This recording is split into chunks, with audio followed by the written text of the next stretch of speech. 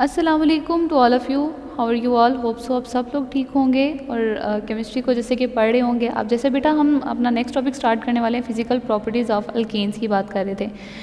और जैसे हमने लास्ट टाइम प्रिपरेशन की बात की, अब हम अपने नेक्स्ट टॉपिक की तरफ मूव करते हैं, जो कि हमारे पास क्या है जी, फिजिकल प्रॉपर्टीज़।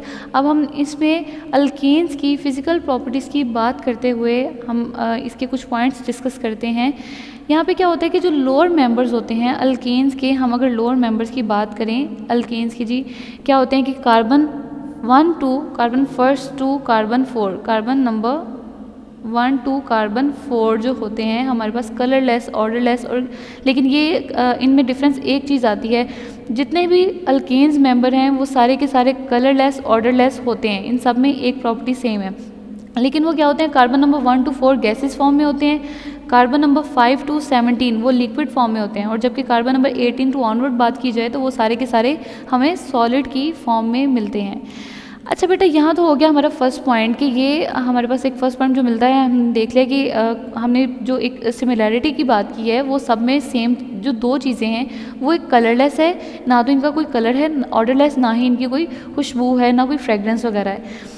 अच्छा बेटा, अब बात ये है कि carbon number 1 to carbon number 4 जो लोअर मेंबर्स हैं अल्केन के, वो हमें गैसेस की फॉर्म में मिलते हैं। और जैसे कि जैसे जैसे कार्बन नंबर इंक्रीज़ होता है, कार्बन नंबर 5 to 17, तो हमें ये लिक्विड्स की फॉर्म में मिलते हैं। और जैसे कार्बन नंबर 18 से ऑनवर्ड बात कर ली जाए, हायर मेंबर्स की बात कर ली जाए, तो वो हमें सॉलिड की फॉर्म में मिलते हैं। अच्छा बेटा, नेक्स्ट पॉइंट हमें मिलता है जी पोलैरिटी का।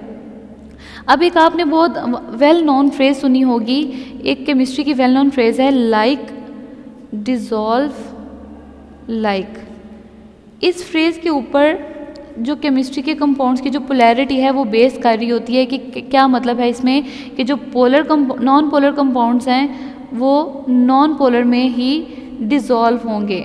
और जैसे कि अगर हम बात कर लें पोलर कंपाउंड्स की बात करते हैं, तो पोलर कंपाउंड्स हमें किस में मिलते हैं, इनकी सॉल्युबिलिटी इनकी हमें देखने को मिलती है, वो पोलैरिटी जो है वो पोलर ही में ही मिलती है। नॉन पोलर पोलर में, सॉरी नॉन पोलर में ही होंगे, पोलर पोलर्स में ही डिसॉल्व होते हैं। अब यहाँ पे alkanes basically are non polar और वीकली पोलर कंपाउंड्स, और जो कि इनसॉल्युबल होते हैं, लाइटली और स्लाइटली सॉल्युबल, इनसॉल्युबल होते हैं जी। इसमें हम कह सकते हैं कि ये पोलर के जो कंपाउंड्स होते हैं, फॉर एग्जांपल जैसे कि वाटर है, हमें देखने को मिलता है। और सॉल्युबल बेसिकली ये किस में है जी, नॉन पोलर सॉल्वेंट्स में।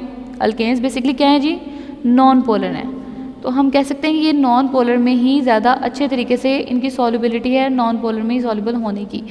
तो अब ये हमारे पास होते हैं, फॉर एग्जांपल ये कौन कौन से हो सकते हैं नॉन पोलर कंपाउंड्स, बेंजीन है फर्स्ट वन, उसके बाद हम कहते हैं जी ईथर है, फिर उसके बाद कौन से आ जाती हैं, कार्बन क्लोराइड आ जाते हैं, carbon tetra chlorides, carbon tetra chlorides, इनमें ये इनकी जो सॉल्युबिलिटी है बहुत ज़्यादा एनहेंस होती है। अच्छा बेटा, नेक्स्ट पॉइंट हमारे पास फिजिकल कांस्टेंट मेल्टिंग और बॉइलिंग पॉइंट की बात करते हैं हम। इनका मेल्टिंग और बॉइलिंग पॉइंट बेसिकली क्या होता है, अगर इनके फिजिकल जो इनकी चेंजेस आ रही होती हैं, जैसे मेल्टिंग और बॉइलिंग पॉइंट, हम लोअर कार्बन की बात करते हैं, तो इनका melting point, boiling point, density basically ये क्या होती है, ये हमारे पास इंक्रीज़ होती है। ये मेल्टिंग बॉइलिंग पॉइंट इंक्रीज़ हो रही होती है, और जैसे नंबर ऑफ़ कार्बन्स हैं, इनकी जो दूसरी चीज़ है, दूसरा जो पॉइंट है हमारे पास सॉल्युबिलिटी का है जी। सॉल्युबिलिटी हमारे पास क्या होती है जी, डिक्रीज़ होती है।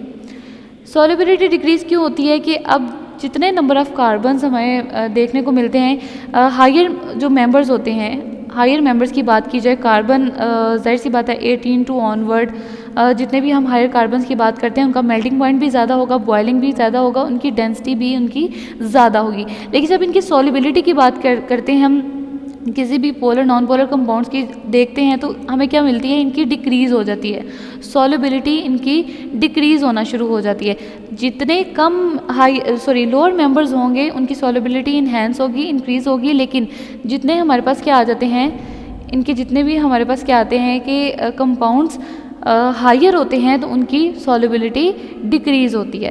तो ये हमारे पास आ जाती है फिज़िकल कांस्टेंट, कुछ जो चीज़ें हम डिस्कस करते हैं। अब एक और पॉइंट, इंपॉर्टेंट पॉइंट यहाँ पे है कि जितने number of carbon, for example यहाँ पे हमारे पास क्या होता है कि CH3, CH2 और CH3, फॉर एग्जांपल ये 3 कार्बन वाली चेन है, ये लोअर मेंबर, ये लोअर अल्केन्स हैं।